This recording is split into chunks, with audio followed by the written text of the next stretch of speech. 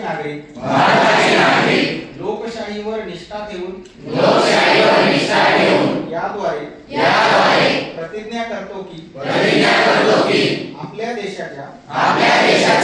लोकशाही परंपरेचे जतन करू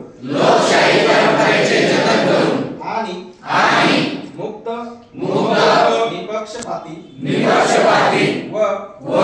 शांततापूर्ण वातावरणातील निवडणुकीचे पावित्र्य राखू व प्रत्येक निवडणुकीत